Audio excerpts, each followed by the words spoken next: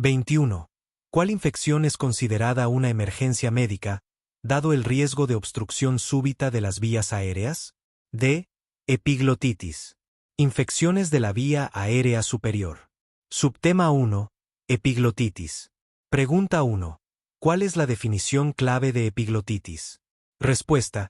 Es una infección bacteriana aguda y potencialmente mortal que causa una inflamación supurativa de la epiglotis y los tejidos supraglóticos circundantes, aritenoides, huesoyoides, lo que conlleva un riesgo de obstrucción súbita de la vía aérea. Pregunta 2. ¿Cuál es el agente etiológico clásico de la epiglotitis y cuál es el más común en la era post-vacunación? Respuesta. Agente clásico, Haemophilus influenzae tipo B, IV. Agentes comunes post-vacunación: Streptococcus pneumoniae, Streptococcus pyogenes y Staphylococcus aureus. Pregunta 3. ¿En qué grupo de edad es más común la epiglotitis actualmente? Respuesta. Ya no es una enfermedad casi exclusiva de niños de 2 a 7 años. Ahora es más común en adultos, debido a la vacunación rutinaria contra IV en niños. Pregunta 4. Describa el cuadro clínico típico de un niño con epiglotitis. Respuesta. Inicio. Súbito y rápido progreso, en horas. Fiebre. Alta, 39 grados C. Disfagia prominente. Babeo. Incapacidad para tragar saliva. Voz apagada o como de papa caliente en la boca, pero sin ronquera marcada. Postura. Posición de olfateo, hiperextensión del cuello, trípode, para mantener la vía aérea abierta. Estridor. De aparición tardía, es un signo ominoso de obstrucción inminente. Pregunta 5. ¿Cuál es la regla de oro en el manejo de un paciente con sospecha de epiglotitis? Respuesta. No angustiar al niño. No intentar visualizar la faringe, no tomar radiografías, no separarse del paciente y no colocarle en decúbito supino. El manejo debe ser tranquilo y la visualización de la vía aérea debe hacerse en un entorno controlado, por ejemplo, quirófano, para intubación endotraqueal. Pregunta 6. ¿Cuál es el tratamiento definitivo para la epiglotitis? Respuesta. Protección de la vía aérea, intubación endotraqueal electiva en un entorno controlado, y antibiótico-terapia intravenosa, EJ. Cefalosporina de tercera generación como ceftriaxona. Subtema 2. Laringotraqueobronquitis, CRUP. Pregunta 7. ¿Qué es el CRUP o laringotraqueobronquitis? Respuesta. Es una infección viral común que causa inflamación de la laringe, la tráquea y los bronquios, caracterizada por edema del espacio subglótico. Pregunta 8. Mencione los principales virus causantes del CRUP. Respuesta. Virus de la parainfluenza, tipo 1 es el más común. VSR, influenza, adenovirus y metaneumovirus. Pregunta 9. Describa la tríada clínica clásica del CRUP. Respuesta. 1. Tos perruna o de foca, tos metálica. 2. Estridor inspiratorio, o bipasico en casos graves. 3. Ronquera. Pregunta 10. ¿En qué se diferencia la presentación del CRUP de la epiglotitis? Respuesta. CRUP, inicio gradual, días, fiebre baja o ausente, tos perruna prominente, el niño puede acostarse sin angustia. Epiglotitis, inicio súbito, horas, fiebre alta, disfagia y babeo prominentes, voz apagada, postura de olfateo. Pregunta 11. ¿Cuál es el tratamiento de primera línea para el CRUP moderado a severo? Respuesta. Corticosteroides, dexametasona oral /diagonal 4 o budesonida nebulizada. Los corticosteroides son la base del tratamiento. Para casos severos con estridor en reposo, se puede usar adrenalina nebulizada por su efecto vasoconstrictor inmediato, pero es temporal. Pregunta 12. ¿Qué hallazgo radiológico clásico se busca en una radiografía de cuello en un caso de CRUP? Respuesta.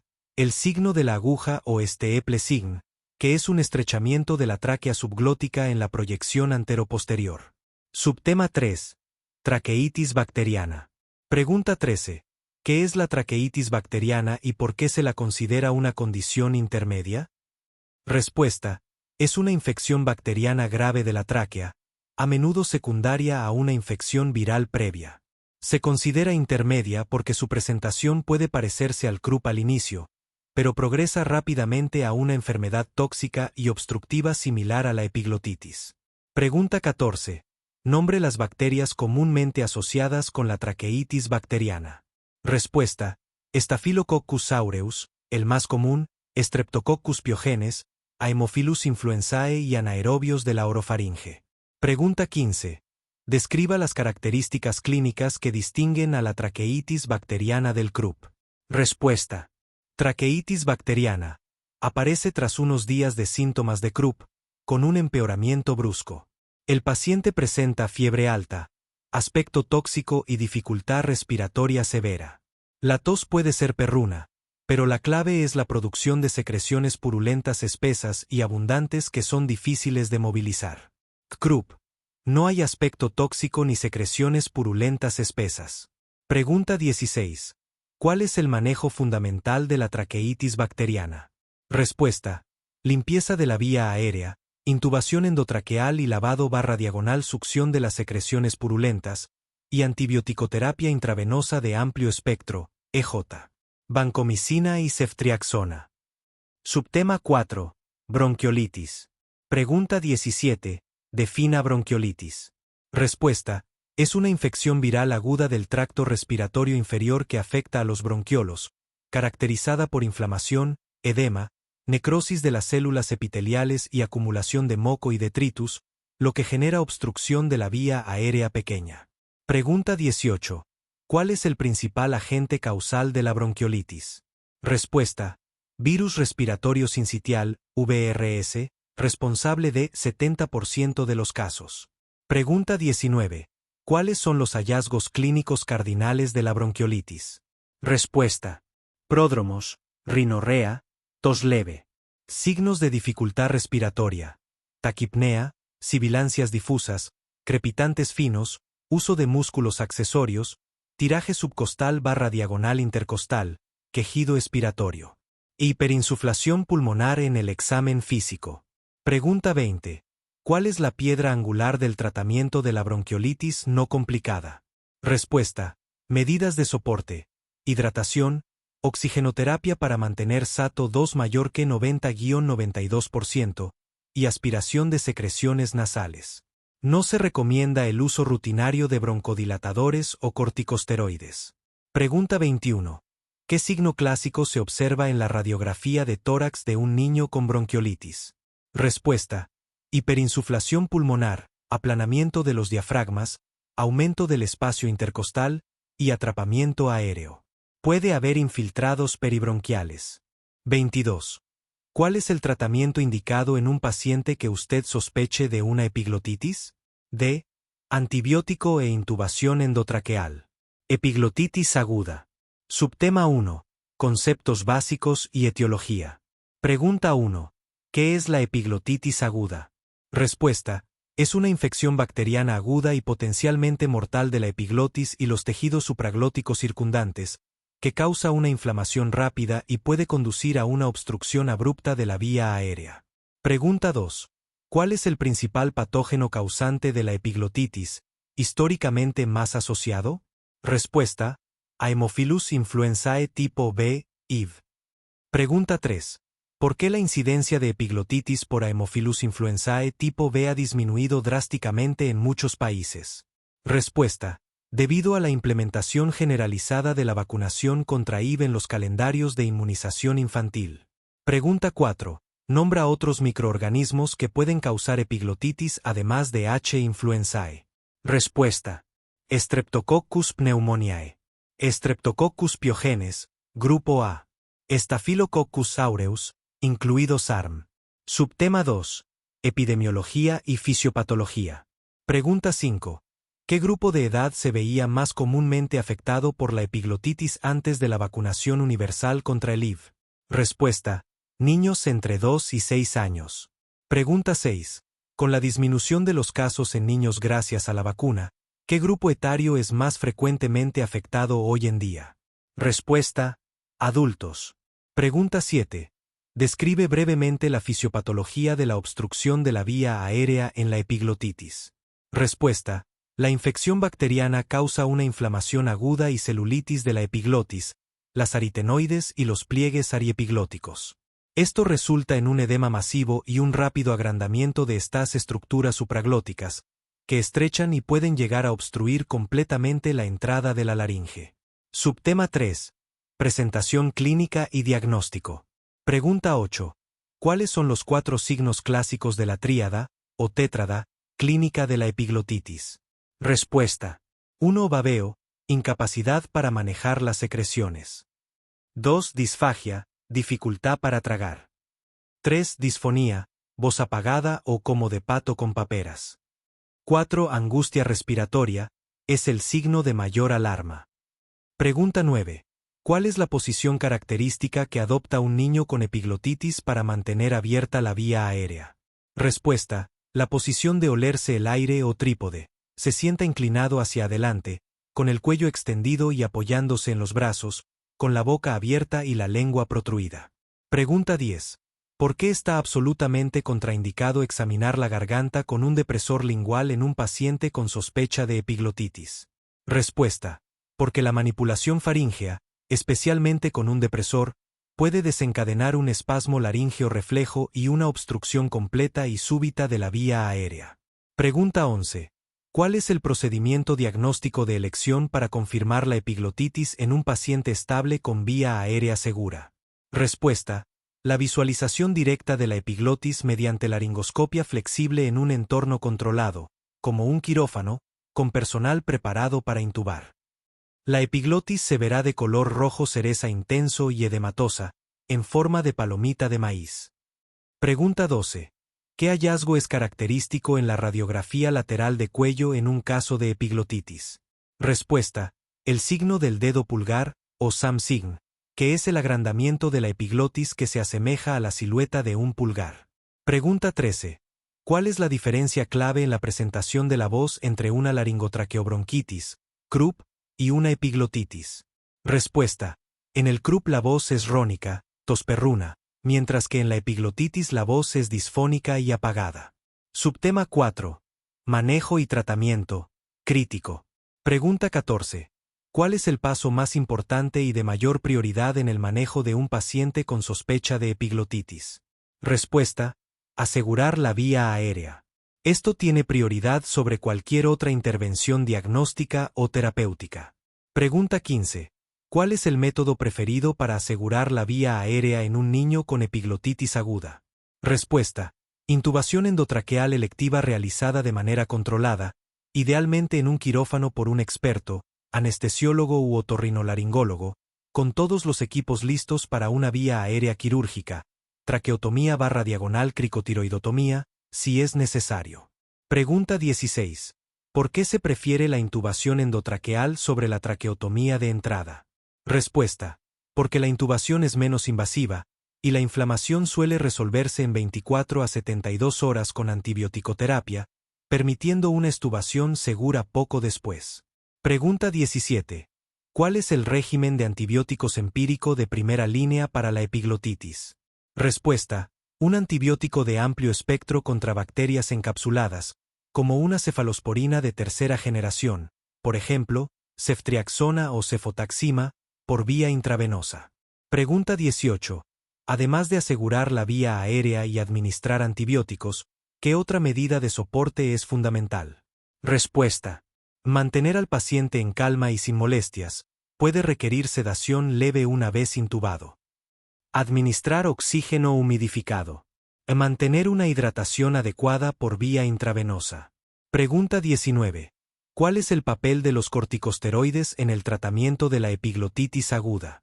Respuesta. Su uso es controvertido y no está estandarizado. No es una terapia de primera línea y no debe retrasar el manejo definitivo de la vía aérea. Algunos médicos los usan para reducir el edema, pero la evidencia no es sólida. Pregunta 20.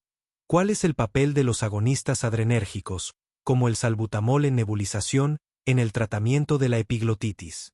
Respuesta. Ninguno. No son efectivos, ya que la obstrucción no es de origen bronquial, como en el asma, sino supraglótico. Subtema 5. Prevención y complicaciones. Pregunta 21. ¿Cuál es la medida de salud pública más efectiva para prevenir la epiglotitis por Haemophilus influenzae tipo B? Respuesta: la vacunación universal con la vacuna conjugada contra HIV. Pregunta 22. ¿Qué complicación puede ocurrir si no se asegura la vía aérea a tiempo en un paciente con epiglotitis? Respuesta: la obstrucción completa de la vía aérea, que conduce a hipoxia, paro cardiorrespiratorio y muerte. Pregunta 23. Menciona una complicación infecciosa extracapsular que puede ocurrir con Haemophilus influenzae tipo B. Respuesta: neumonía, meningitis, artritis séptica, celulitis, pericarditis. 23. ¿A qué edad se neumatizan los senos maxilares? C. A los 4 años. Neumatización de los senos maxilares. Subtema 1. Conceptos básicos y generalidades. 1. ¿Qué es la neumatización de los senos paranasales? R. Es el proceso de desarrollo y expansión de las cavidades aéreas, senos, dentro de los huesos del cráneo, que se llenan de aire y reemplazan al tejido mesenquimatoso original. 2. ¿Cuál es la función principal de los senos maxilares? R. Aligerar el peso del cráneo, humidificar y calentar el aire inhalado, participar en la resonancia de la voz y actuar como cámara de amortiguación ante traumatismos. 3. ¿De qué epitelio están revestidos los senos maxilares? R. De un epitelio respiratorio pseudoestratificado cilíndrico ciliado con células caliciformes, igual que la mucosa nasal. Subtema 2. Desarrollo y cronología de la neumatización. 4. ¿Cuál es el estado de los senos maxilares al momento del nacimiento? R. Son muy pequeños, prácticamente vestigiales, y se localizan como hendiduras laterales a los meatos nasales medios. 5. ¿A qué edad ocurre la primera etapa significativa de neumatización de los senos maxilares? R. Alrededor de los 4 años de edad. En esta etapa, los senos se expanden lateralmente y el suelo del seno se sitúa a nivel del suelo de la cavidad nasal. 6. ¿Qué evento importante en el desarrollo dental coincide con la neumatización a los 4 años? R. La presencia y erupción de los dientes deciduos, de leche. El suelo del seno maxilar se encuentra por encima de los ápices de estos dientes. 7. ¿Qué sucede con los senos maxilares a partir de los 7 a 8 años? R. Ocurre una segunda etapa importante de neumatización, impulsada por la erupción de los dientes permanentes. El seno desciende y el suelo se sitúa por debajo del piso de la fosa nasal. 8. ¿Cuándo se considera que los senos maxilares alcanzan su tamaño y forma adulta completa? Asterisco R. Al final de la erupción de los terceros molares, muelas del juicio, alrededor de los 18 a 20 años de edad. 9. ¿Qué estructuras anatómicas limita el piso del seno maxilar en un adulto? R. Los ápices de los premolares y molares del maxilar superior. Esto tiene gran relevancia clínica en odontología. 10. ¿Por qué la respuesta a los 4 años es considerada correcta en muchas preguntas de examen sobre la neumatización? R. Porque representa la primera etapa de expansión o neumatización significativa y clínicamente relevante, que es un hito clave en el desarrollo. Subtema 3. Relaciones anatómicas y relevancia clínica. 11. ¿Qué es la neumatización alveolar y cómo afecta a la cirugía dental? R. Es la extensión del seno maxilar hacia el proceso alveolar del maxilar después de la pérdida de piezas dentarias. Esto puede dejar muy poco hueso entre el seno y la cavidad oral, complicando la colocación de implantes dentales. 12. ¿Qué procedimiento se realiza para aumentar la altura ósea en el maxilar atrófico con senos neumatizados? R. La elevación de seno maxilar o sinus lift. 13. ¿Por qué las infecciones de los molares superiores pueden causar sinusitis maxilar? R. Debido a la estrecha relación entre los ápices de las raíces de estos dientes y el suelo del seno maxilar. Solo una delgada lámina de hueso, a veces solo mucosa, los separa, permitiendo el paso de infecciones. 14. ¿Cómo se denomina la comunicación anormal entre la cavidad oral y el seno maxilar que puede ocurrir tras una exodoncia? R. Fístula oroantral. 15. En una radiografía panorámica, ortopantomografía, ¿cómo se visualiza un seno maxilar neumatizado? R. Como un área radiolúcida, negra, bien delimitada, ubicada por encima de las raíces de los premolares y molares. Subtema 4. Comparación con otros senos paranasales. 16. ¿Cuáles son los senos paranasales que están presentes y ya neumatizados al nacer? R. Los senos etmoidales y los senos maxilares, aunque estos últimos son mínimos. 17. ¿Qué senos paranasales son los últimos en desarrollarse y neumatizarse? R. Los senos frontales y los senos esfenoidales. Su neumatización activa comienza alrededor de los 5 a 7 años. 18. ¿En qué orden general se neumatizan los senos paranasales desde el nacimiento hasta la edad adulta? R. 1. Maxilares y etmoidales, al nacer, mínimos, 2. Esfenoidales, a partir de los 3 a 5 años, 3. Frontales, a partir de los 5 a 7 años. Todos completan su desarrollo en la adolescencia tardía. Subtema 5. Preguntas de integración y aplicación clínica. 19. Un niño de 5 años se presenta con opacidad del seno maxilar en una radiografía. ¿Es normal que el seno sea visible y neumatizado a esta edad? R. Sí, es normal. A los 5 años, el seno maxilar ya ha pasado por su primera etapa significativa de neumatización, a los 4 años, y debe ser claramente visible como una cavidad aérea en estudios de imagen. 20. Un paciente de 60 años perdió todas sus piezas molares y premolares hace 20 años. ¿Qué cambio esperaría encontrar en sus senos maxilares? R. Una neumatización alveolar excesiva, neumatización señal, donde el seno ha expandido su volumen hacia el proceso alveolar, disminuyendo significativamente la altura ósea disponible. 21. ¿Por qué una fractura del hueso maxilar en un niño pequeño tiene un menor riesgo de comprometer el seno maxilar en comparación con un adulto? R. Porque en un niño pequeño el seno maxilar es de tamaño muy reducido y no está tan expandido dentro del cuerpo del maxilar como lo está en un adulto. 22. En el contexto de un trauma facial, ¿por qué un seno maxilar neumatizado puede actuar como una cámara de amortiguación? R. Porque la cavidad llena de aire absorbe y distribuye parte de la energía del impacto, lo que puede ayudar a proteger estructuras intracraneales más profundas. 24.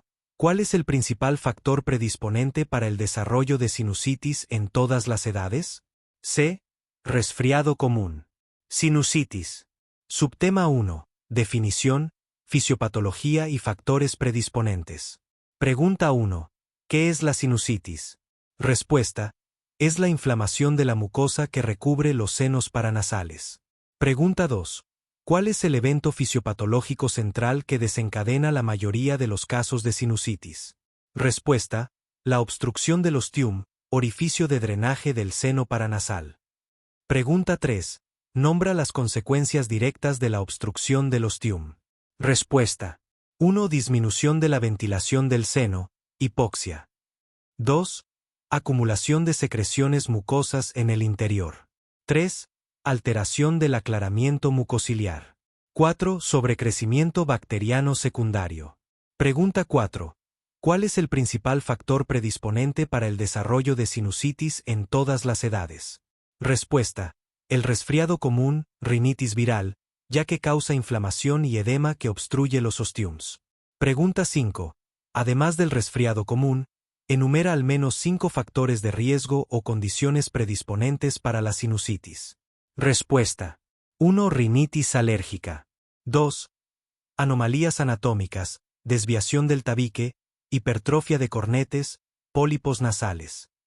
3. Inmunodeficiencias. 4. Fibrosis quística. 5. Tabaquismo. 6. Infecciones dentales, para la sinusitis maxilar. Pregunta 6. ¿Por qué la rinitis alérgica es un factor de riesgo importante? Respuesta. Porque la inflamación alérgica crónica causa edema de la mucosa nasal, lo que puede llevar a la obstrucción de los ostiums de drenaje. Subtema 2. Clasificación y cuadro clínico. Pregunta 7. ¿Cómo se clasifica la sinusitis según su tiempo de evolución? Respuesta. Aguda. Duración 4 semanas. Subaguda. Duración de 4 a 12 semanas. Crónica. Duración 12 semanas. Pregunta 8. Describe la tríada clásica de síntomas de la sinusitis aguda. Respuesta. 1. Obstrucción /diagonal congestión nasal. 2. Secreción nasal, purulenta o claro posterior. 3. Dolor o presión facial que empeora al agacharse. Pregunta 9. ¿Cuáles son los 3 patógenos bacterianos más comunes en la sinusitis bacteriana aguda en adultos y niños? Respuesta. 1. Streptococcus pneumoniae. 2. Haemophilus influenzae, no typebel. 3. Moraxella catarrhalis, especialmente en niños. Pregunta 10. Menciona al menos 3 síntomas adicionales que pueden presentarse en un cuadro de sinusitis. Respuesta. Fiebre, más común en aguda. Hiposmia /diagonal anosmia, pérdida del olfato. Cefalea. Tos, especialmente en niños, por goteo postnasal. Halitosis. Dolor dental, en sinusitis maxilar. Pregunta 11. ¿En qué se diferencia el cuadro clínico de la sinusitis crónica de la aguda? Respuesta. La sinusitis crónica se caracteriza más por obstrucción nasal y hiposmia persistentes, y menos por dolor facial intenso y fiebre. El dolor suele ser una sensación de presión o pesadez sorda. Pregunta 12. ¿Qué es la sinusitis odontógena y qué seno paranasal afecta típicamente? Respuesta. Es una sinusitis causada por una infección o procedimiento dental en los molares o premolares superiores. Afecta casi exclusivamente al seno maxilar. Subtema 3. Diagnóstico y hallazgos. Pregunta 13. ¿Cuál es el pilar del diagnóstico de la sinusitis no complicada? Respuesta. El diagnóstico es fundamentalmente clínico, basado en la historia y el examen físico. Pregunta 14. ¿Qué hallazgos en la rinoscopía anterior o nasolaringoscopia apoyan el diagnóstico de sinusitis? Respuesta. Secreción purulenta en meato medio. Eritema, enrojecimiento y edema de la mucosa nasal. Hipertrofia de cornetes. Pregunta 15. ¿Cuál es el rol de la radiografía simple de senos paranasales en la actualidad? Respuesta. Tiene una utilidad limitada y baja sensibilidad. No se recomienda para el diagnóstico rutinario, habiendo sido reemplazada por la TC. Pregunta 16. ¿En qué casos está justificado realizar un cultivo de las secreciones nasales? Respuesta. En casos de sinusitis grave, en pacientes inmunocomprometidos, o cuando hay fracaso a múltiples ciclos de antibioticoterapia. Pregunta 17. ¿Cuál es el tratamiento de primera línea para la sinusitis bacteriana aguda? Respuesta. Antibioticoterapia. La amoxicilina o amoxicilina clavulánico son de primera elección. Pregunta 18. ¿Por qué los corticoides intranasales son un pilar en el tratamiento de la sinusitis crónica? Respuesta. Porque reducen la inflamación de la mucosa y el edema del ostium, que es el problema central de la cronicidad, mejorando el drenaje. Pregunta 19. ¿Cuándo está indicado el tratamiento quirúrgico en la sinusitis? Respuesta. En la sinusitis crónica refractaria al tratamiento médico máximo, o en casos de anomalías anatómicas obstructivas, pólipos, desviación severa. La cirugía es la cirugía endoscópica nasosinusal, SENS. Pregunta 20.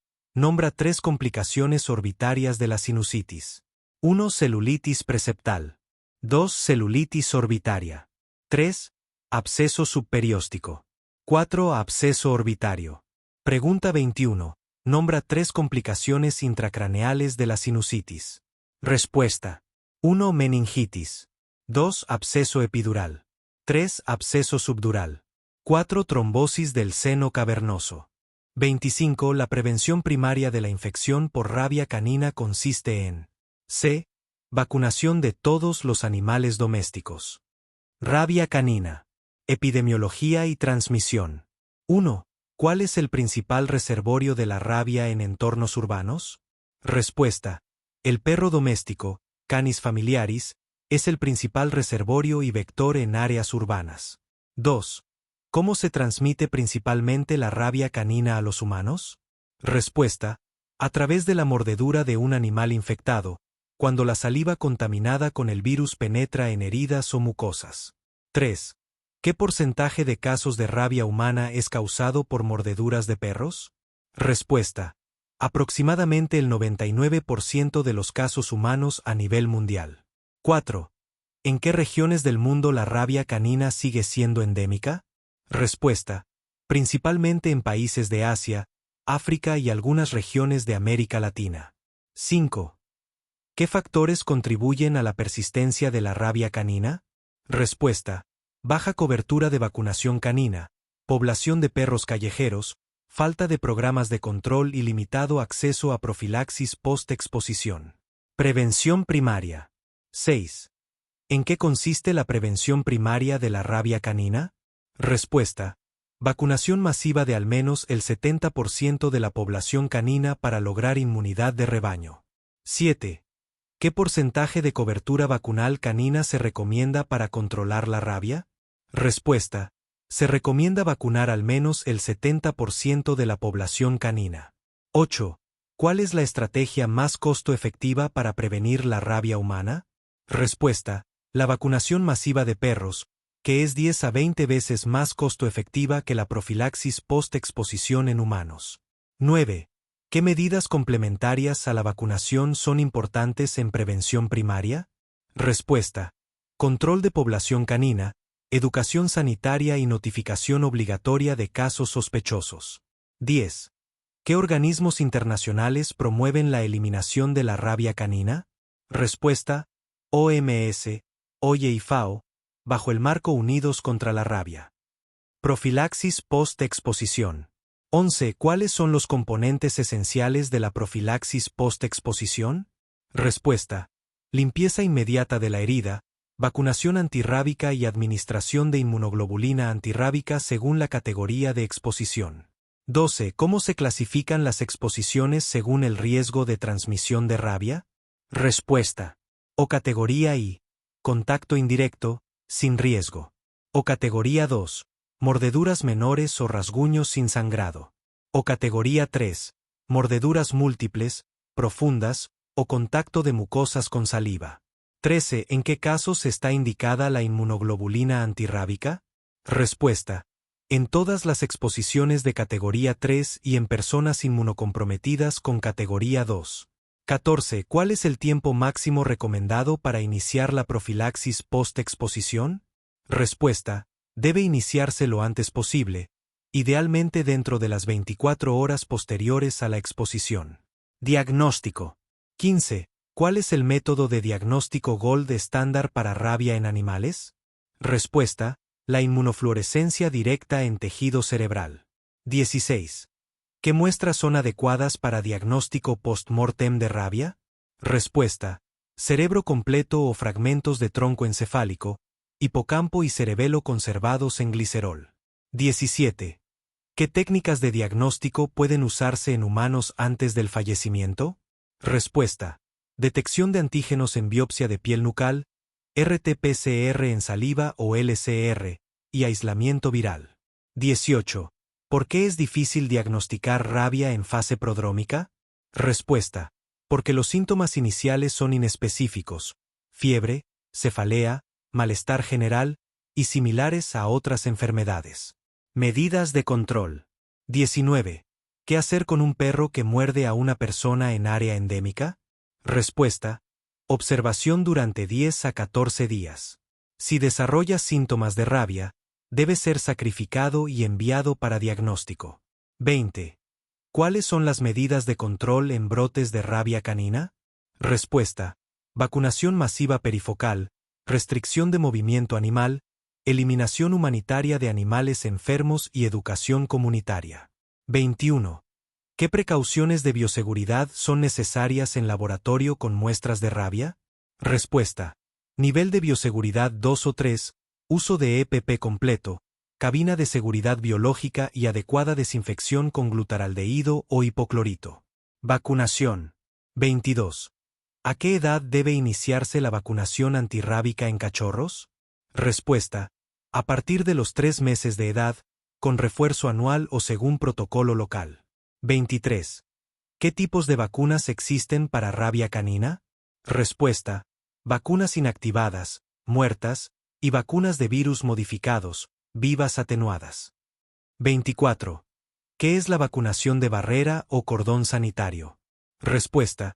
Estrategia que consiste en vacunar masivamente en un área geográfica definida alrededor de un caso confirmado para crear un cinturón de protección. Situaciones especiales. 25. ¿Cómo manejar una mordedura por animal silvestre en área endémica? Respuesta. Considerar siempre como exposición de riesgo y administrar profilaxis post-exposición completa, a menos que el animal pueda ser capturado y examinado. 26. ¿Qué hacer cuando un animal vacunado muerde a una persona? Respuesta.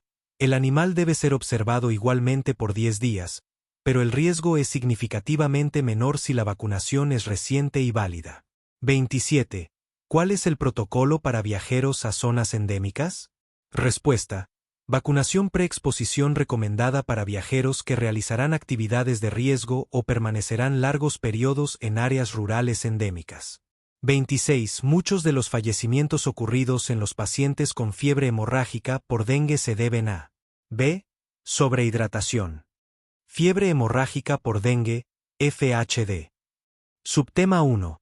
Etiología y fisiopatología. Pregunta 1. ¿Cuál es el agente etiológico de la fiebre hemorrágica por dengue? Respuesta.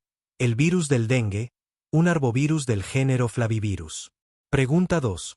¿Qué fenómeno fisiopatológico es el principal responsable de la gravedad en el dengue y conduce al SOC? Respuesta. El aumento masivo de la permeabilidad capilar, que permite la fuga de plasma al espacio extravascular. Pregunta 3. Menciona el mecanismo inmunológico que se cree facilita la gravedad de la infección por dengue en infecciones secundarias. Respuesta. La potenciación dependiente de anticuerpos, AD, por sus siglas en inglés. Los anticuerpos no neutralizantes de una infección previa facilitan la entrada del virus a los macrófagos, aumentando la carga viral. Pregunta 4. ¿Qué células del sistema inmunitario son el principal blanco de replicación del virus del dengue? Respuesta. Los macrófagos y los monocitos. Subtema 2. Cuadro clínico y diagnóstico. Pregunta 5. Según la OMS, ¿cuáles son los 4 criterios necesarios para diagnosticar fiebre hemorrágica por dengue, FHD? Respuesta. 1. Fiebre o historia de fiebre aguda. 2. Tendencia hemorrágica, EG. Prueba del torniquete positiva, petequias, epistaxis. 3. Trombocitopenia, plaquetas, 100,000/mm superíndice 3. 4. Evidencia de fuga de plasma, EG. Derrame pleural, ascitis, hipoalbuminemia, hematócrito elevado. Pregunta 6. ¿Qué signo clínico simple es una prueba de tendencia hemorrágica y se considera un signo de alarma? Respuesta. La prueba del torniquete, o de la ligadura, positiva. Pregunta 7. ¿En qué fase de la enfermedad, días aproximados, ocurre comúnmente el debut de la fuga de plasma y el SOC? Respuesta. En la fase de defervescencia, usualmente entre el 3.º y 7.º día de la enfermedad. Pregunta 8. ¿Cuál es la diferencia clave en el hematócrito entre la fase de fuga de plasma y la fase de recuperación? Respuesta. Fase de fuga, hemoconcentración, hematócrito elevado. Fase de recuperación, hemodilución, hematócrito disminuye. Pregunta 9. Nombra al menos 3 signos de alarma que indiquen la progresión a dengue grave. Respuesta. Dolor abdominal intenso y sostenido. Vómitos persistentes. Acumulación de líquidos, ascitis, derrame. Sangrado de mucosas. Letargo o irritabilidad. Hepatomegalia dolorosa. Pregunta 10. ¿Qué parámetro de laboratorio es crucial para monitorear la fuga de plasma y guiar la reposición de fluidos? Respuesta.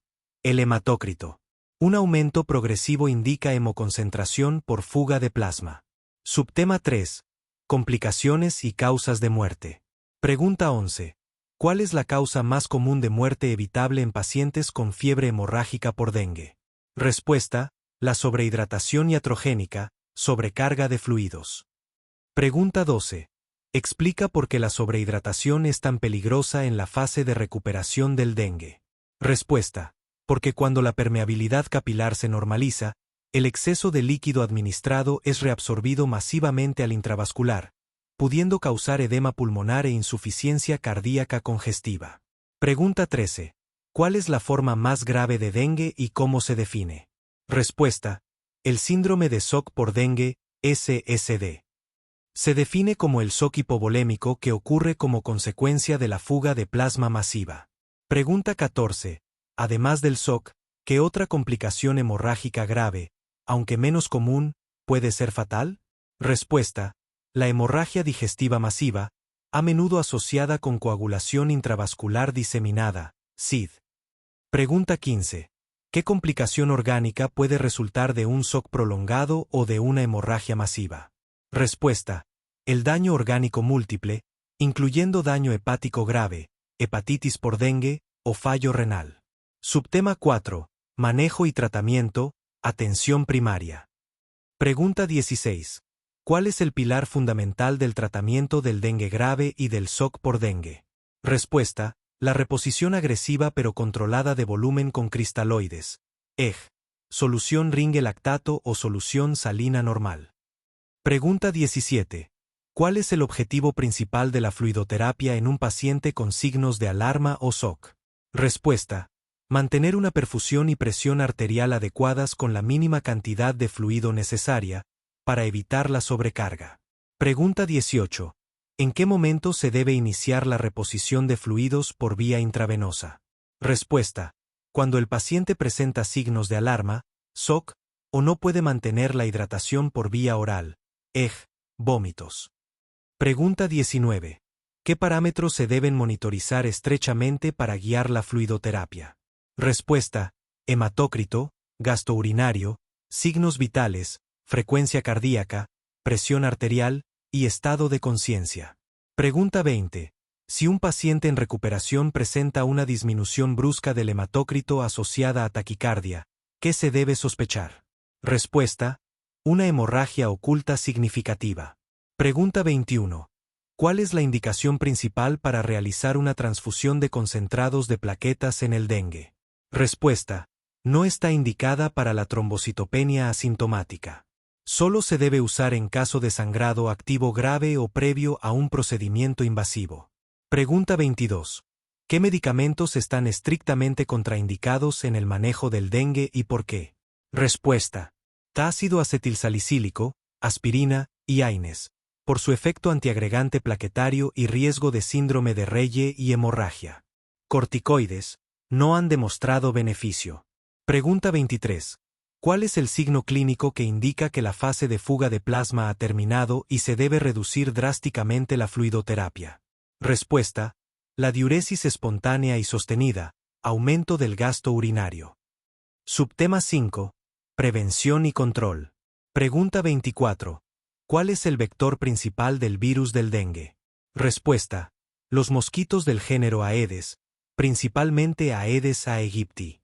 Pregunta 25. Menciona dos medidas de control ambiental clave para prevenir la proliferación del mosquito vector. Respuesta. 1. Eliminación de criaderos, recipientes que acumulan agua limpia. 2. Uso de mosquiteros y telas metálicas. 27. La infección bacteriana grave más común en niños de 1 a 3 meses es A. Pielonefritis. Infecciones bacterianas graves en lactantes, 1 a 3 meses. Subtema 1. Epidemiología y factores de riesgo. 1. ¿Cuál es el grupo de edad pediátrico con mayor riesgo de infecciones bacterianas graves, IBG? Respuesta. Los lactantes menores de 3 meses, especialmente aquellos entre 1 y 3 meses de edad. 2. ¿Por qué los lactantes de 1 a 3 meses son especialmente vulnerables a las IBG? Respuesta. Por la inmadurez de su sistema inmunológico, respuesta de anticuerpos deficiente, función de neutrófilos disminuida, y la falta de anticuerpos maternos transferidos que se van perdiendo después del primer mes. 3. Nombra 3 factores de riesgo clave para una IBG en un lactante de 2 meses. Respuesta. 1. Fiebre sin foco aparente, temperatura mayor o igual que 38 grados centígrados. 2. Aspecto tóxico o irritabilidad marcada. 3. Antecedente de prematurez o bajo peso al nacer. 4. ¿Qué hallazgo en la anamnesis aumenta significativamente la preocupación por una IBG? Respuesta. Que el niño se vea mal o tóxico para el médico, letargo, pobre contacto visual, hipotonía, llanto débil o irritabilidad inconsolable. Subtema 2. Etiología, agentes causales. 5. ¿Cuáles son las 3 bacterias más comunes que causan infecciones bacterianas graves en lactantes de 1 a 3 meses? Respuesta. 1. Streptococcus agalactiae, estreptococo del grupo B, EGB. 2. Escherichia coli, especialmente cepas que causan infección urinaria y meningitis. 3. Listeria monocytogenes, menos común, pero con importancia en este grupo. 6. ¿Qué bacteria grampositiva es una causa principal de sepsis y meningitis de inicio tardío en este grupo etario? Respuesta. Streptococcus agalactiae, estreptococo del grupo B. 7. ¿Qué bacteria gramnegativa es la principal causa de infección del tracto urinario, ITU, y meningitis en lactantes de 1 a 3 meses? Respuesta. Escherichia coli, E. coli, especialmente las cepas con antígeno K1. 8. ¿Por qué Listeria monocytogenes es un patógeno a considerar en este grupo, a diferencia de niños mayores? Respuesta. Por la inmadurez del sistema inmunológico celular del lactante, que no puede contener eficazmente a este patógeno intracelular. Subtema 3. Presentaciones clínicas y diagnóstico. 9. ¿Cuál es la infección bacteriana grave más común en lactantes de 1 a 3 meses? Respuesta. La infección del tracto urinario, ITU, que a menudo se presenta como pielonefritis. 10. Además de la ITU, nombra otras 2 infecciones bacterianas graves frecuentes en este grupo. Respuesta. Bacteriemia oculta, o sepsis, y meningitis. 11. ¿Qué signos y síntomas sugieren meningitis en un lactante de 2 meses? Respuesta. Fiebre o hipotermia, letargo o irritabilidad, fontanela abombada, vómitos, pobre alimentación y convulsiones. Nota. El signo clásico de rigidez de nuca suele estar ausente. 12. ¿Cuál es la prueba de oro para diagnosticar una meningitis bacteriana? Respuesta. El análisis del líquido cefalorraquídeo, LCR, obtenido mediante punción lumbar. 13. ¿Qué estudio de imagen es prioritario en un lactante con sospecha de meningitis antes de la punción lumbar? Respuesta. Una tomografía computarizada, TC, de cráneo es considerada si hay signos de hipertensión intracraneal, déficit neurológico focal, papiledema, para descartar un efecto de masa. 14. ¿Cómo se diagnostica definitivamente una ITU/diagonal pielonefritis en un lactante? Respuesta. Mediante un urocultivo obtenido por cateterismo o suprapúbica, con crecimiento de un único microorganismo en un recuento significativo, 50,000 UFC/diagonal ml. 15. ¿Qué hallazgo en el urianálisis es muy sugerente de ITU? Respuesta. La presencia de esterasa leucocitaria positiva y nitritos positivos. 16. Un lactante de 2 meses con fiebre sin foco y aspecto tóxico. ¿Qué estudio inicial es fundamental para evaluar una IBG? Respuesta. El hemograma completo con recuento de leucocitos y fórmula leucocitaria, buscando leucocitosis, leucopenia o desviación a la izquierda. Subtema 4. Manejo y tratamiento. 17. ¿Cuál es el principio fundamental del manejo de un lactante de 1 a 3 meses con fiebre y aspecto tóxico? Respuesta. La hospitalización inmediata y el inicio empírico de antibióticos intravenosos de amplio espectro tras obtener los cultivos, sangre, orina, LCR. 18. ¿Cuál es el régimen antibiótico empírico estándar para un lactante de 1 a 3 meses con sospecha de IBG? Respuesta. La combinación de ampicilina y un aminoglucósido, gentamicina, o ampicilina y una cefalosporina de tercera generación, cefotaxima. Esto cubre EGB, listeria, con la ampicilina, y bacilos gramnegativos como E. coli. 19. ¿Por qué la combinación ampicilina y cefotaxima es una opción común en la meningitis de este grupo? Respuesta. Porque la ampicilina cubre Listeria monocytogenes y Streptococcus agalactiae, y la cefotaxima tiene excelente penetración al LCR y cubre E. coli y otras enterobacterias. 20. ¿Qué patógeno no es cubierto adecuadamente por las cefalosporinas de tercera generación, cefotaxima, y requiere ampicilina? Respuesta. Listeria monocytogenes. 21. ¿Cuál es la duración típica del tratamiento para una meningitis bacteriana no complicada en un lactante? Respuesta. Generalmente de 14 a 21 días, dependiendo del patógeno y la evolución clínica. 22. ¿Cuándo se puede considerar el alta hospitalaria de un lactante con IBG? Respuesta. Cuando esté afebril por 24 a 48 horas, con mejoría clínica evidente, hemodinámicamente estable y con cultivos finales que guíen un tratamiento oral o 4 adecuado para completar en casa, en algunos casos.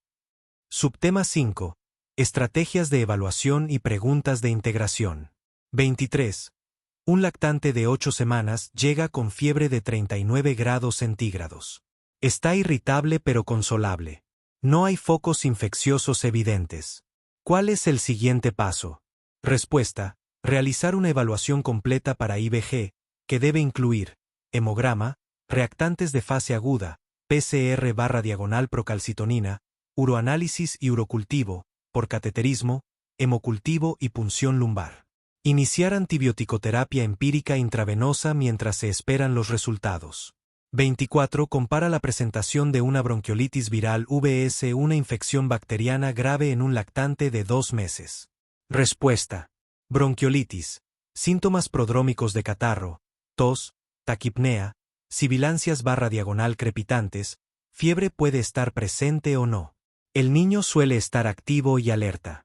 IBG. Fiebre alta, aspecto tóxico, letargo, hipotonía, pobre alimentación. Los signos respiratorios pueden no ser el hallazgo principal. El estado general está más comprometido. 28. ¿En cuál de estos esquemas se administra la vacuna conjugada a toxoide tetánico? C. 2, 4, 6, 12 a 15 meses y 4 a 6 años. Guía de estudio. Tétanos y vacunación. Subtema 1. Agente etiológico y patogenia. 1. ¿Cuál es el nombre de la bacteria que causa el tétanos? Respuesta. Clostridium tetani. 2. Describa las características microbiológicas clave de Clostridium tetani. Respuesta. Es un bacilo gram positivo, anaerobio estricto y forma esporas muy resistentes en condiciones ambientales. 3. ¿Dónde se encuentra comúnmente la bacteria del tétanos? Respuesta. En el suelo, el polvo y el tracto intestinal de animales y humanos. 4. ¿Cómo ingresa la bacteria al organismo para causar la enfermedad? Respuesta. A través de heridas contaminadas, punzantes, con necrosis, quemaduras, etc., donde las esporas germinan. 5. ¿Cuál es el principal mecanismo de patogenicidad del tétanos? Respuesta. La producción de una potente neurotoxina llamada tetanospasmina. 6. Explique el mecanismo de acción de la tetanospasmina a nivel neuronal. Respuesta. La toxina viaja de forma retrógrada por los axones neuronales hasta el sistema nervioso central, donde bloquea la liberación de neurotransmisores inhibidores, glicina y GABA, en la sinapsis. Esto resulta en una desinhibición y contracción muscular sostenida y incontrolable. Subtema 2. Cuadro clínico y diagnóstico. 7. ¿Cuáles son los primeros síntomas más comunes del tétanos generalizado? Respuesta. Trismo, rigidez y espasmo de los músculos maceteros, dificultad para abrir la boca y rigidez de nuca. 8. Describa la característica principal de la contractura muscular en el tétanos. Respuesta. Es tónica, sostenida y dolorosa, causada por la desinhibición de las neuronas motoras alfa. 9. ¿Qué es el risus sardonicus? Respuesta. Es la contracción sostenida de los músculos faciales que produce una expresión de mueca o sonrisa fija. 10. ¿Qué es la opistótonos? Respuesta. Es una postura de hiperextensión del cuello y espalda en forma de arco, causada por espasmos de los músculos paraespinales. 11. ¿El tétanos causa alteración del estado de conciencia? Respuesta. No. El paciente permanece lúcido y consciente durante todo el proceso, lo que aumenta el sufrimiento. 12. ¿Cómo se confirma el diagnóstico de tétanos en el laboratorio? Respuesta. El diagnóstico es fundamentalmente clínico. El cultivo de la bacteria rara vez es positivo y no se espera para el diagnóstico. No hay hallazgos de laboratorio específicos. 13. Nombre una condición que deba considerarse en el diagnóstico diferencial del tétanos. Respuesta: intoxicación por estricnina, distonía aguda por fármacos, rabia, meningitis, etc. Subtema 3. Tratamiento y profilaxis. 14. ¿Cuál es el objetivo principal del tratamiento del tétanos establecido? Respuesta: neutralizar la toxina circulante no fijada, controlar los espasmos musculares, manejar la herida y proporcionar soporte vital. 15. ¿Qué fármaco se administra para neutralizar la toxina tetánica circulante? Respuesta: la inmunoglobulina humana antitetánica, TIG. Si no está disponible, se puede usar inmunoglobulina equina. 16. ¿Cuál es el manejo inicial de la herida en un paciente con tétanos? Respuesta: desbridamiento quirúrgico exhaustivo para eliminar el tejido necrótico y las esporas, junto con antibiótico-terapia. 17. ¿Qué antibiótico de elección se utiliza para eliminar las formas vegetativas de C. tetani? Respuesta: metronidazol. La penicilina G ya no es de primera elección por su potencial efecto antagonista GABA. 18. Además de neutralizar la toxina, ¿qué otro componente crucial de la profilaxis post-exposición se debe administrar? Respuesta: la vacuna contra el tétanos, TD, DAP o DTP según edad, ya que la enfermedad no confiere inmunidad. Subtema 4. Vacunas y esquemas de vacunación. Preguntas más frecuentes en exámenes. 19. ¿Qué tipo de vacuna es la vacuna contra el tétanos? Respuesta: es una vacuna de toxoide tetánico, que genera inmunidad contra la toxina, no contra la bacteria.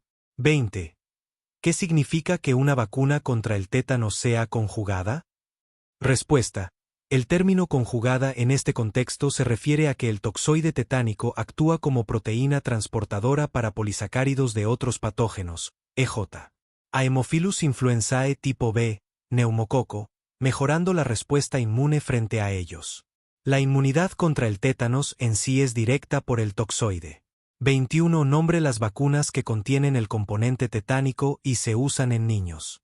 Respuesta: DTP, difteria, tétanos, tosferina de células enteras, TAP, difteria, tétanos, tosferina acelular, DT, difteria, tétanos para niños 7 años, TAP, tétanos, difteria, tosferina en dosis reducida para adolescentes/adultos. 22. Según el esquema infantil típico, ¿a qué edades se administra la serie primaria de la vacuna TAP? Respuesta: a los 2, 4 y 6 meses de edad. 23. ¿A qué edad se administra el primer refuerzo de la vacuna TAP después de la serie primaria? Respuesta: entre los 12 y 15 meses de edad. 24. ¿A qué edad se administra el segundo refuerzo, preescolar, de la vacuna TAP? Respuesta: entre los 4 y 6 años de edad. 25. ¿Cuál es el esquema completo y correcto para la vacuna conjugada que contiene toxoide tetánico, TAP, en la infancia? Respuesta: 2, 4, 6, 12 a 15 meses y 4 a 6 años. 26. ¿Qué vacuna contra el tétano se recomienda para adolescentes y adultos como refuerzo? Respuesta: TAP, una dosis, y luego TD, tétanos, difteria, cada 10 años. 27. ¿Qué vacuna debe recibir una mujer embarazada en cada embarazo para proteger al recién nacido de la tosferina y el tétanos? Respuesta: TAP, preferiblemente entre las semanas 27 y 36 de gestación. 28. En caso de una herida de riesgo, ¿cómo se decide el manejo de la profilaxis antitetánica? Respuesta: depende del tipo de herida, limpia/diagonal sucia, y del historial de vacunación del paciente, número de dosis recibidas y tiempo desde la última dosis. Se usa una tabla de decisión que combina la administración de TIG o vacuna. 29. ¿Cada cuánto tiempo debe un adulto recibir un refuerzo de la vacuna contra el tétanos? Respuesta: cada 10 años con TD o TAP, si no se ha administrado antes. 29. La primera causa de bronquiolitis en los lactantes es B. Virus sincitial respiratorio. Bronquiolitis. Subtema 1. Agente etiológico y epidemiología. 1. ¿Cuál es la causa más frecuente de bronquiolitis en lactantes? Respuesta: el virus sincitial respiratorio, VSR. Es responsable de aproximadamente el 70 a 80% de los casos. 2. Además del VSR, nombra otros 3 virus que pueden causar bronquiolitis. Respuesta. 1. Rinovirus. 2. Virus de la influenza. 3. Metapneumovirus humano. 4. Adenovirus. 5. Parainfluenza. 3. ¿En qué época del año es más frecuente la epidemia por VSR? Respuesta. En los meses de otoño e invierno, temporada invernal. 4. ¿Qué grupo de edad es el más afectado por la bronquiolitis? Respuesta. Los lactantes menores de 2 años, con la mayor incidencia y gravedad en los menores de 6 meses. 5. Menciona 2 factores de riesgo principales para desarrollar una bronquiolitis grave. Respuesta. 1. Edad. Menores de 3 meses. 2. Condiciones de base. Prematuridad, especialmente 35 semanas, enfermedad cardíaca congénita, especialmente con hipertensión pulmonar, enfermedad pulmonar crónica, como la displasia broncopulmonar e inmunodeficiencia. Subtema 2. Fisiopatología y cuadro clínico. 6. Describe brevemente la fisiopatología de la bronquiolitis. Respuesta. La infección viral causa una inflamación aguda de la vía aérea pequeña, bronquiolos, lo que lleva a necrosis del epitelio ciliar, aumento de la producción de moco, edema de la pared bronquiolar. Esto resulta en obstrucción de la vía aérea, con atrapamiento aéreo y dificultad para el intercambio gaseoso. 7. ¿Cuál es el signo clínico principal y patognomónico de la bronquiolitis? Respuesta. Las sibilancias, o pitos en el pecho, expiratorias. Sin embargo, en lactantes muy pequeños el signo principal puede ser la taquipnea y las crepitantes. 8. Un lactante de 4 meses llega a urgencias con coriza, tos y fiebre de 48 horas de evolución. En las últimas 12 horas ha empeorado, con tos más frecuente y dificultad para alimentarse. ¿Qué 3 datos en la exploración física sugerirían el diagnóstico de bronquiolitis? Respuesta. 1. Taquipnea. Frecuencia respiratoria aumentada para la edad. 2. Tiraje subcostal o intercostal, uso de músculos accesorios. 3. Auscultación, sibilancias y o crepitantes finos. 9. ¿Por qué la dificultad para la alimentación es un signo de alarma en un lactante con bronquiolitis? Respuesta. Porque indica gravedad.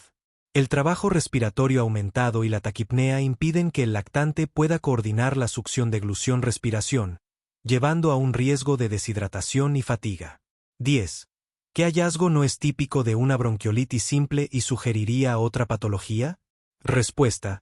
La presencia de estertores crepitantes persistentes y localizados, que podría sugerir una neumonía bacteriana. La fiebre alta y mantenida también es menos frecuente. Subtema 3. Diagnóstico y diagnóstico diferencial. 11. ¿Cuál es el diagnóstico de la bronquiolitis? Respuesta. Es fundamentalmente clínico. Se basa en la historia de un síndrome catarral de vías altas que progresa a tos, taquipnea y sibilancias en un lactante. 12. ¿Está indicada la radiografía de tórax de rutina en todos los casos de bronquiolitis? Respuesta. No. Solo está indicada en casos graves, atípicos o cuando hay duda diagnóstica, para descartar neumonía o cuerpo extraño. 13. ¿Qué se puede observar frecuentemente en la radiografía de tórax de un niño con bronquiolitis? Respuesta. Hiperinsuflación, aplanamiento de los diafragmas, aumento del espacio aéreo retroesternal. Atelectasias, por tapones de moco. Infiltrados peribronquiales o perihiliares. 14. Nombra 2 diagnósticos diferenciales importantes de la bronquiolitis en un lactante. Respuesta. 1. Crisis de asma bronquial, primer episodio. 2. Neumonía, viral o bacteriana. 3. Aspiración de cuerpo extraño, debut agudo sin pródromos. 4. Insuficiencia cardíaca. 15. ¿Cuál es la utilidad de los test rápidos para detectar VSR u otros virus? Respuesta. No son necesarios para el diagnóstico clínico, pero pueden ser útiles para agrupar pacientes en el hospital, cohorting. Reducir la necesidad de otros estudios. Ayudar en el pronóstico, ya que la infección por VSR suele ser más grave. Subtema 4. Clasificación de gravedad y criterios de hospitalización. 16. Menciona 3 criterios de hospitalización absolutos para un lactante con bronquiolitis. Respuesta. 1. Apneas, pausas respiratorias. 2. Saturación de oxígeno por debajo del 90 a 92% en aire ambiente. 3. Hipotonía o letargia. 4. Dificultad respiratoria grave, tiraje marcado, quejido expiratorio. 5. Deshidratación o rechazo total de la alimentación. 17. Un lactante de 2 meses con bronquiolitis tiene una frecuencia respiratoria de 60 revoluciones por minuto, leve tiraje y saturación de O del 94%. Toma el 50% de su alimentación habitual. ¿Requiere ingreso hospitalario? Respuesta. Sí, probablemente. La combinación de edad menor de 3 meses, taquipnea significativa y alimentación inferior al 50% son criterios de ingreso para observación y soporte. 18. Según la escala de gravedad de tal, ¿cómo se clasifica un niño con sibilancias audibles sin fonendoscopio, taquipnea y tiraje moderado? Respuesta. Se clasificaría como bronquiolitis moderada. La escala de tal valora la frecuencia respiratoria, la presencia de sibilancias, el tiraje y la saturación de oxígeno. 19. ¿Cuál es la base del tratamiento de la bronquiolitis leve no complicada? Respuesta. El tratamiento de soporte en el hogar, que incluye hidratación adecuada, ofrecer líquidos en pequeñas cantidades y con frecuencia, lavados nasales con suero fisiológico para desobstruir la vía aérea antes de las tomas, control de la fiebre con antipiréticos si es necesario, paracetamol o ibuprofeno. 30. La dermatitis del pañal es la infección más frecuente de las causadas por C. Cándida. Dermatitis del pañal. Subtema 1. Conceptos básicos y epidemiología. 1. ¿Qué es la dermatitis del pañal? R. Es una reacción inflamatoria aguda de la piel del área del pañal, que puede ser de tipo irritativo o infeccioso. 2. ¿En qué grupo etario es más frecuente la dermatitis del pañal? R. Es más frecuente en lactantes entre 6 y 12 meses de edad. 3. ¿Qué porcentaje de lactantes desarrolla dermatitis del pañal en algún momento? R. Aproximadamente el 50% de los lactantes la desarrolla en algún momento. Subtema 2. Etiología y factores de riesgo. 4. ¿Cuál es la causa principal de la dermatitis del pañal irritativa? R. El contacto prolongado con orina y heces, combinado con fricción y oclusión. 5. ¿Qué 3 factores principales interactúan en la patogénesis de la dermatitis del pañal? R. Humedad, fricción y contacto con irritantes químicos, orina, heces. 6. ¿Qué enzimas fecales contribuyen significativamente a la dermatitis irritativa? R. Las lipasas y proteasas fecales, que se activan en presencia de orina. 7. ¿Qué cambios en el pH cutáneo favorecen el desarrollo de dermatitis del pañal? R. El aumento del pH alcalino por acción de la urea de la orina. 8. ¿Qué microorganismo es el principal agente infeccioso en la dermatitis del pañal? R. Candida albicans, opción correcta en el examen inicial. 9. ¿Qué factores predisponen a la sobreinfección por cándida? R. Uso previo de antibióticos, humedad persistente y alteración de la barrera cutánea. Subtema 3. Formas clínicas y diagnóstico. 10. ¿Cómo se diferencia clínicamente la dermatitis irritativa de la candidiásica? R. La irritativa muestra eritema en áreas convexas. La candidiásica presenta placas rojo brillante con pápulas satélites y afecta pliegues. 11. ¿Qué son las pápulas satélites y con qué tipo de dermatitis se asocian? R. Son pequeñas pústulas o pápulas fuera del área principal de eritema, características de la infección por cándida. 12. ¿Qué área suele afectar la dermatitis irritativa primaria? R. Las áreas convexas en contacto directo con el pañal. Nalgas, muslos, monte de pubis, escroto o labios mayores. 13. ¿Qué área suele respetar la dermatitis irritativa primaria? R.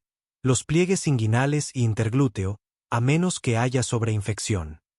14. ¿Qué hallazgos sugieren sobreinfección bacteriana en lugar de candidiásica? R.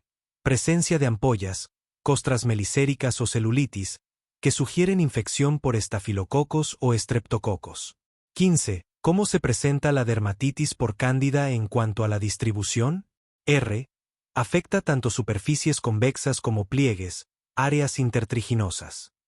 Subtema 4. Diagnóstico diferencial. 16.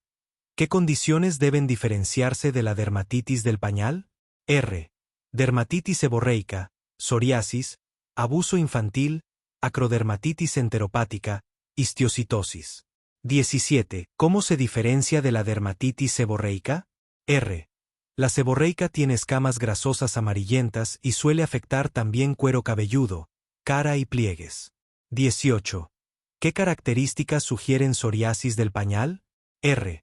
Lesiones bien delimitadas de color rojo intenso, brillantes, que pueden extenderse más allá del área del pañal.